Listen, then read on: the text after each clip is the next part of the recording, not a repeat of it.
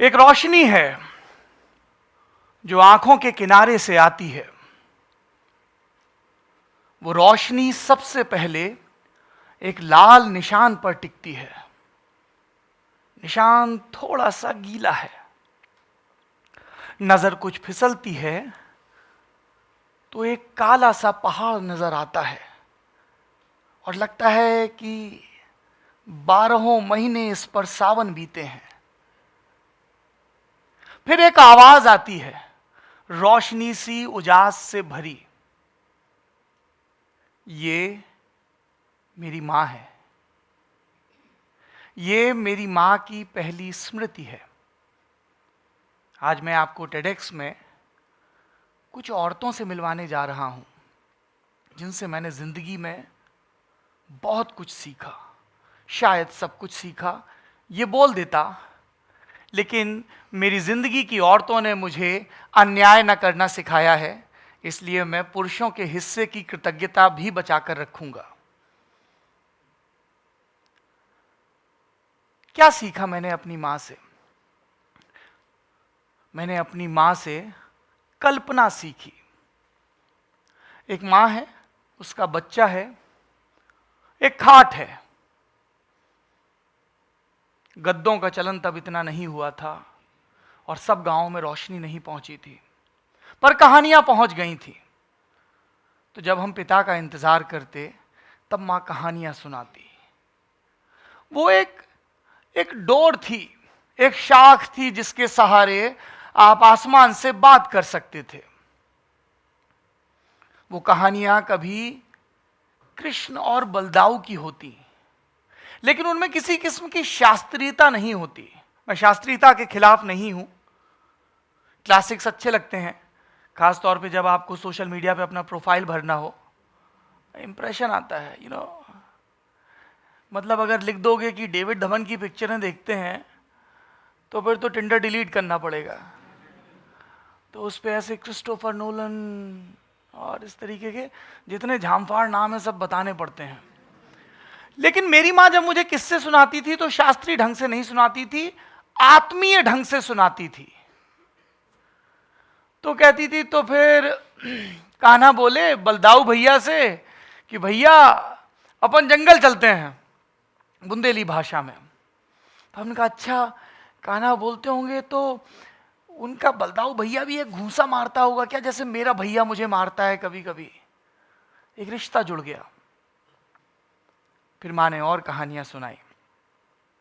ये क्रम चलता रहा, अब तक चल रहा है। मां जो कुछ बताती है वो यूं बताती है कि जैसे एक किस्सा है जो उसकी आंख के सामने से गुजरा है। कई बार वो बुजुर्गों के हिस्से के किस्से भी बताती है। फिर मां दूसरे किस्से में दाखिल हो गई। एक राजकुमार था जिसकी राजकुमारी एक कुएं में गिर गई थी और फिर वो एक फूल की शक्ल में तब्दील हो गई थी। फिर वो फूल अपनी लता के साथ बढ़ता बढ़ता कुएं के बाहर आया और मैं भी बड़ा हो गया। कल्पना साथ रही। मेरी मां ने मुझे कल्पना करना सिखाया।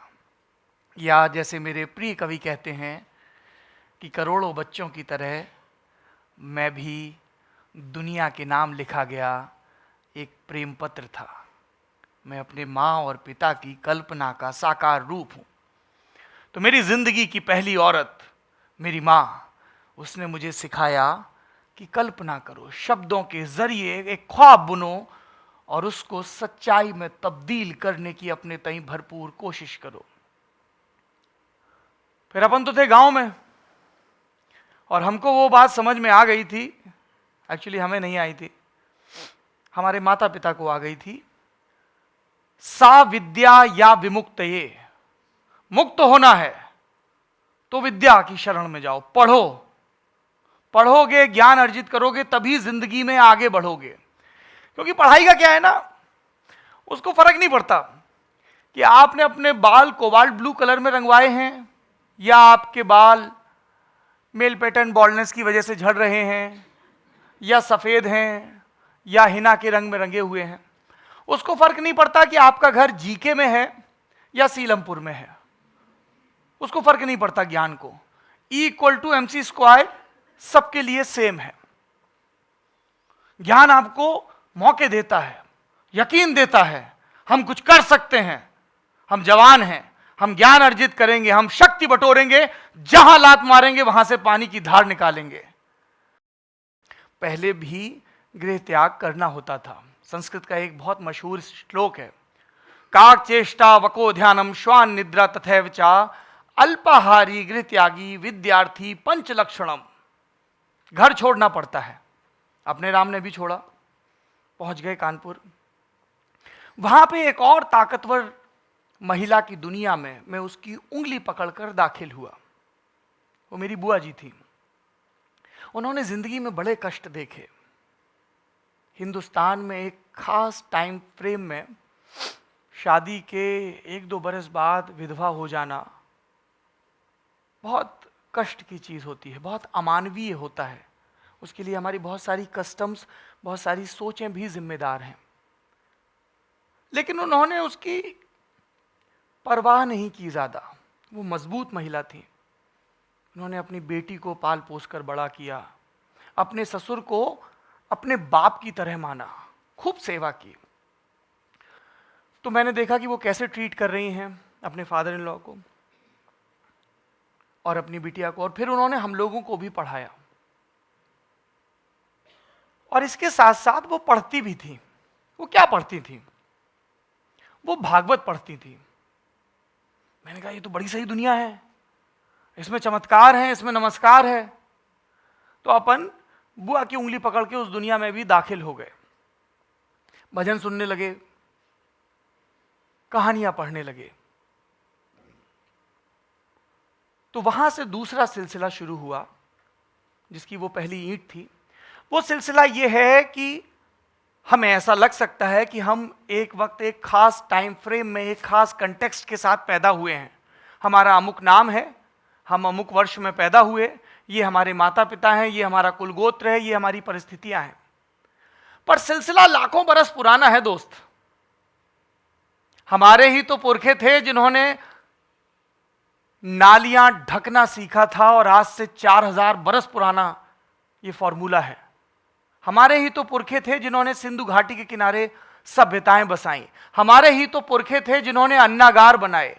हमारे ही तो पुरखे थे जिन्होंने बिना हाइड्रोलिक मशीनों के भारी भरकम पत्थर ऊपर चढ़ाए अपने मृतकों के सम्मान में। तो मैं तो एक लंबे सिलसिले की एक छोटी सी कड़ी हूं। इसलिए ये मेरा दायित्व भी है, it's like a divine duty, कि मैं ये जानूं कि मुझसे पहले इस धरती पर हादसे या हकीकत, जो खूबसूरत भी हो सकती है और बदसूरत भी, इसकी शक्ल में जो इंसान गुजरे हैं, जो वक्त गुजरा है, उनके बारे में जानूं। कभी वो इतिहास की शक्ल में हो, कभी भूगोल की शक्ल में हो, कभी दर्शन की शक्ल में हो, कभी कहानियों की शक्ल में हो। ये दूसरा सबक मेरी जिंदगी की दूसरी औरत ने दिया। अपने बीते हुए वक्त, अपनी धरोहर से संवाद करो। उसमें सब अच्छा हो जरूरी नहीं, होना भी नहीं चाहिए, होता भी नहीं है, पर वो था, वो हमारे अवचेतन में अभी भी है। उससे संवाद करो। आप पढ़ेंगे तब जानेंगे, जितना ज्यादा पढ़ेंगे, क्योंकि जब आप ज्यादा पढ़ेंगे तब बहुत सारे कन्फ्लिक्टिंग व्यूज आएंगे, और उससे आपको अपनी राय को समझने में, उसको लगातार तराशने में मदद मिलेगी। पढ़ना बहुत जरूरी है, फिर चाहे वो भागवत हो या फिर मैनेजमेंट की कोई अद्भुत किस्म की किताब हो। पढ़ना, जिसका औपचारिक रूप होता है शिक्षा, अपन को भी मिली थोड़ी बहुत। इस दौरान कुछ अध्यापक मिले, पर चूंकि हमने कॉल लिया है कि इस सत्र में अपनी जिंदगी की कुछ महिलाओं से मिले कुछ सबकों से आपको रूबरू करवाऊंगा, इसलिए मैं महिला अध्यापकों की बात करूंगा। अब से तकरीबन 1-1.5 महीने की बात है। दफ्तर के पास के बाजार में मैं घूम रहा था। एक फोन आया, जैसे अभी आ रहा है। एक फोन आया। फोन के उस तरफ एक आवाज थी जो अजनबी लग सकती थी लेकिन परिचित थी, तो क्या हुआ कि ये परिचय 20 बरस बाद कायम हो रहा था। ये मेरी स्कूल के दिनों की अध्यापक थी, संस्कृत पढ़ाती थी। स्कूल 11वीं 12वीं के दिन, क्या बोलते हैं, टीनेज, बड़ी खतरनाक किस्म की होती है, अपनी भी थी। और तब तो ऑर्कुट भी नहीं आया था, मोबाइल भी नहीं आया था, 20-50 घरों में एक टेलीफोन होता था। तो उस पर क्या बोलते हैं, आंटी टीना को बुला दीजिए, प्रपोज करना है।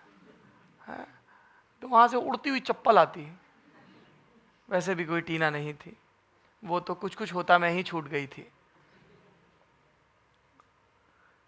पर तब भी आदिम किस्म के प्रेम होते थे। हमारी क्लास में एक इंग्लिश पिक्चर लड़का आ गया एकदम, हमने कहा अब ये पूरे बैच को प्रेम करना सिखा देगा। एकदम कतई आर्चीज टाइप का लड़का था। हाँ, उसमें होता ना, बढ़िया बढ़िया अंग्रेजी में लिखा होता है ईस्ट एंड बेस्ट, माई जानू इज द बेस्ट। अच्छा, हम दूसरी दुनिया से आए थे। वो दुनिया कैसी थी, डब्बे पे डब्बा, डब्बे पे खरगोश, पुष्पा ने आंख मारी, रमेश बेहोश। अभी बहुत सीधी दुनिया थी, डायरेक्ट एक्शन वाली। मजाक से इतर मन में बहुत सारी भावनाएं उमड़ती थी, जीवन के प्रति, करियर के प्रति, परिवार के प्रति। बड़ा परेशान रहता था। तो वो जो मेरी संस्कृत की अध्यापिका थी, उन्होंने मुझे एक श्लोक सुनाया। बताया कि एक ऋषि थे, उनके पाठशाला में, उनके गुरुकुल में ऐसे ही हजारों किशोर वय के बच्चे थे, और उनके मन में भी इतनी ही आकुलताएं, इतने ही प्रश्न आते थे। तो उन्होंने उनके लिए वो श्लोक रचा, यज्जाग्रतो दूरमुदैति दैवम तदुसुप्तस्य तथैवेति दूरम गमम ज्योतिषाम ज्योतिरेकम तन्मे मनः शिव संकल्पमस्तु। संकल्प शिव हो, सुंदर हो। आपको समझ में नहीं आया होगा श्लोक, हमको भी तब नहीं आया था, लोड मत लो, अब समझ में आया है कि जो हम सोचें वो कंस्ट्रक्टिव हो। तो उन्होंने कहा, बेटा ये श्लोक है, इसको समझो, इसका मन में ध्यान किया करो। पर मन में तो बहुत सारी चीज़ें ध्यान में आ रही थी, कभी कभी श्लोक भी आ जाता था। तो उन्हीं दिनों भावातिरेक में हम बड़ा खराब कर रहे थे, हमेशा की तरह गणित में। तो उन भावातिरेक के दिनों में मैंने उनको कागज पे कुछ लिख दिया होगा, मुझे कतई याद नहीं था। 20 बरस बाद उनका फोन आता है और मैं दूसरे ही शब्द में पहचान जाता हूं कि ये मेरी मैम है। और उसके कुछ देर बाद मेरे व्हाट्सएप पे, उनके व्हाट्सएप से एक तस्वीर आती है। तस्वीर में एक कागज है, कागज में मेरी ही हैंडराइटिंग है, जिसमें हिंदी भाषा में मैंने उनको ये प्रॉमिस किया है कि मैं आपको यकीन दिलाता हूं कि मैं जिंदगी में अच्छा करूंगा, आपका नाम रोशन करूंगा, आपका जो मुझ पर यकीन है उसे सही साबित करूंगा। मुझे नहीं पता मैं अपनी अध्यापिका के उस यकीन को कितना सही साबित कर पाया, पर मुझे खुशी है, मैं श्रद्धा से भरा हुआ हूं कि मेरा उन अध्यापिका पर जो यकीन था वो कितना निर्मल सत्य की तरह मेरे सामने प्रकट हुआ। 20 बरस से वो अपने इस स्टूडेंट के टच में नहीं है, लेकिन उसके लिखे कागज के एक टुकड़े को उन्होंने अपनी डायरी में संभाल कर रखा है, क्योंकि उन्हें कभी किसी किशोर ने यह यकीन दिलाया था कि मैं आपके यकीन का मान रखूंगा। मैंने अपनी उस अध्यापिका से यकीन करना सीखा, भरोसा करना, भरोसे के बीज अपने इर्द गिर्द के जो लोग हैं उनकी जिंदगी की जमीन पर छितरा देना। राम जाने कब उसे अपने हिस्से की ऊष्मा मिले, राम जाने कब उसे अपने हिस्से की नमी मिले, राम जाने कब एक अंकुर फूटे, एक वृक्ष बने, एक सिलसिला शुरू हो। एक लंबी फेहरिस्त है ऐसे अध्यापकों की। फिर मेरी जिंदगी में प्रेम दाखिल हुआ। यह अद्भुत चीज है। मुझे लगता है कि इंसान का अगर दुनिया में इकलौता डर कोई होना चाहिए तो यह होना चाहिए कि कहीं मैं बिना प्रेम किए तो नहीं गुजर जाऊंगा। और ये मित्रों, टिंडर वाला प्रेम नहीं है। ये वो वाला प्रेम है जिसके बारे में मेरे गीतकार दोस्त राजशेखर लिखते हैं। एक तनु वेट्स मनु रिटर्न्स का गाना है जो फिल्म में नहीं था, एल्बम में है। ओ साथी मेरे हाथों में अब तेरे हाथों की गिरह दी ऐसे कि छूटे ये कभी ना। उसमें आगे एक पंक्ति आती है, गोद में सर रख के चांदी चुनेंगे हम। इतना लंबा हमारा साथ हो, इतना लंबा हमारा प्रेम हो। ये वो वाला प्रेम है। ये वो वाला प्रेम है जिसमें आप जिससे प्रेम करते हैं उसके साथ तमाम सुबहें सोकर उठना चाहते हैं। वो प्रेम मेरी जिंदगी में आया और मुझे ऐसा लगा कि रोशनी के कुछ चह बच्चे हैं जो मेरी जिंदगी में दाखिल हो गए हैं। वो जितनी दफा पंख फड़फड़ाते हैं उतनी दफा रोशनी के वो कतरे मेरी स्याह जिंदगी में नुमाया होते हैं। सब कुछ अद्भुत होता है। प्रेम में हिलते पत्ते को देखकर भी हंसी आती है। नहीं, तुम लोगों के जमाने में पिंग देखकर आती होगी, पर प्रेम तो पूरी की पूरी दुनिया होती है ना। एक पासवर्ड होता है, एक तिलिस्म में दाखिल होने का। वो प्रेम मेरी जिंदगी में आया, मुझे अब तक समृद्ध करता है। मैं रोज सुबह उसके साथ सोकर उठता हूं। वो प्रेम मेरी आलोचना करता है। आज वीडियो में तुमने ये शब्द गलत बोला, ये स्टोल इस कुर्ते के साथ बिल्कुल नहीं जा रहा था, तुम्हें ये बात ऐसे नहीं कहनी चाहिए, तुम्हारी वो किताब वैसे बिखरी पड़ी थी। वो आपकी जिंदगी में नुक्ताचीनी करता है, वो आपके नुक्ते दुरुस्त करता है। वो जहाँ जहाँ मिठास की कमी होती है वहाँ वहाँ अपनी शहद सी आंखों से, शहद सी आवाज से चीनी घोलता है। वो प्रेम है। प्रेम में आदमी कुछ हो जाता है। प्रेम गिलहरी होता है, दिल अखरोट हो जाता है।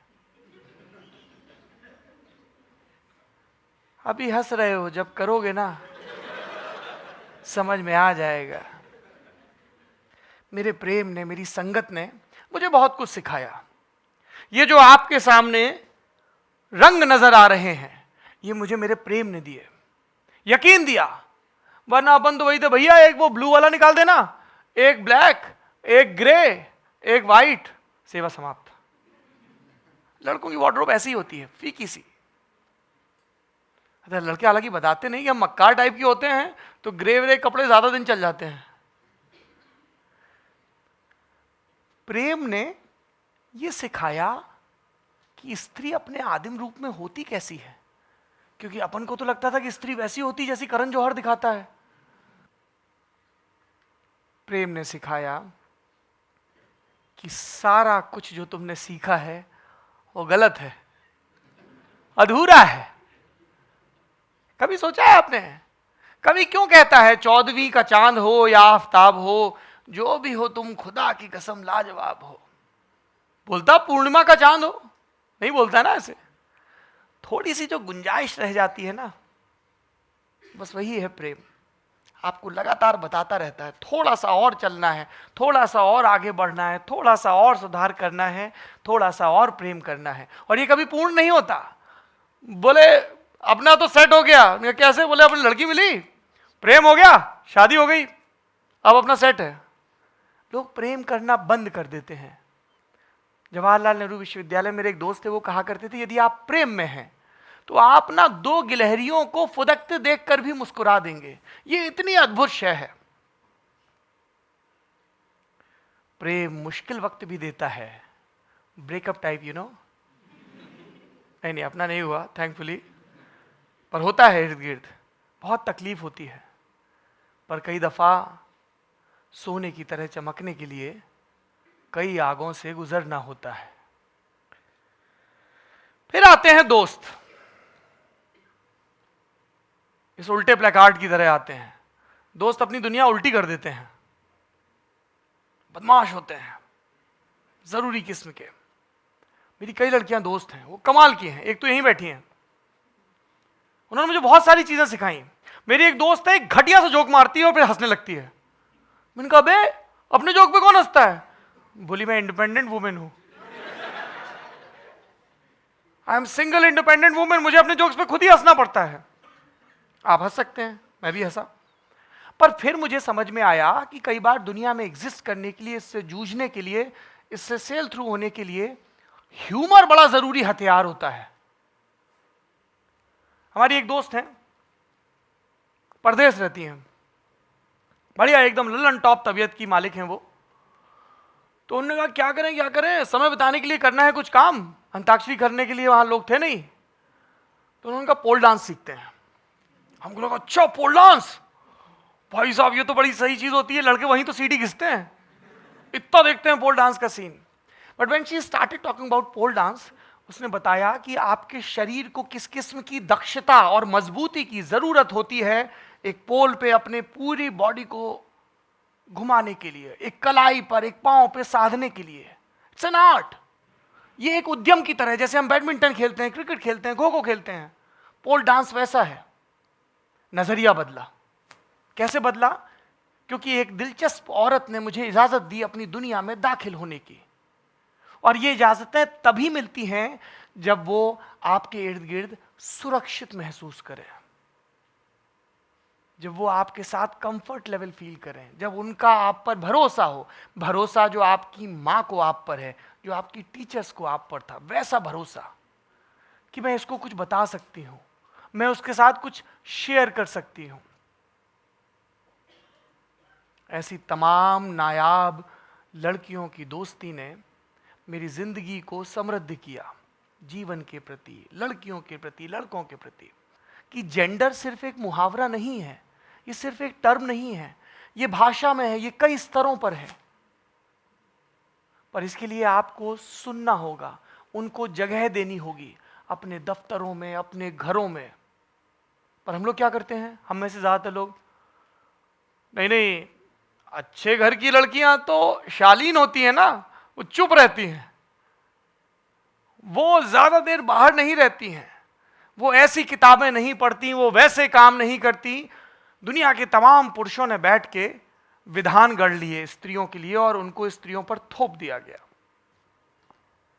और सबसे आखिरी में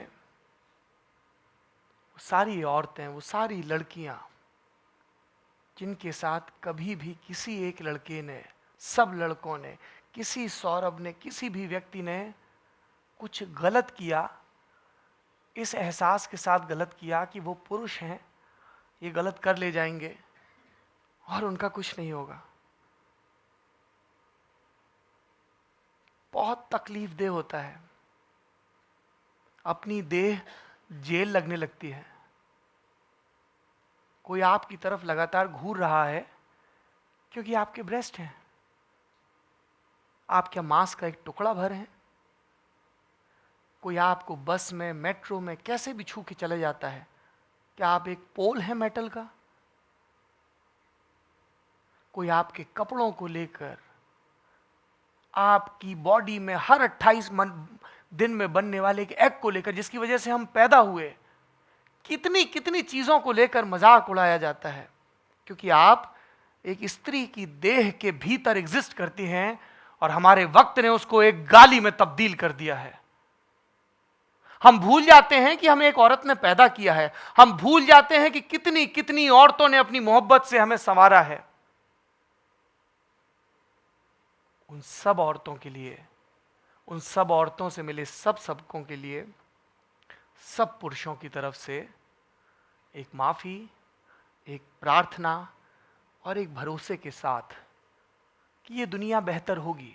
और इसलिए नहीं होगी कि पुरुष बहुत प्रयास कर रहे हैं, इसलिए होगी क्योंकि ये जितनी हमारी दुनिया है उतनी आपकी भी दुनिया है। और ये मैं तय नहीं कर सकता, ये मेरे आश्वासन की चीज नहीं है। पुरुष और प्रकृति ये हमेशा से ऐसे ही रहे हैं। उन सब औरतों को बहुत सारा शुक्रिया जिन्होंने अपनी जिंदगी में पुरुषों को प्यार दिया, संवेदनशील बनाया, सभ्य बनाया, इंसान बनाया। आखिरी में सिर्फ 2 पंक्तियां हैं, मेरे प्रिय कवि हैं गीत चतुर्वेदी, उनकी लिखी हुई। प्रेम में मुस्कुराती स्त्री का चेहरा मुझे बुद्ध जैसा दिखता है। शुक्रिया।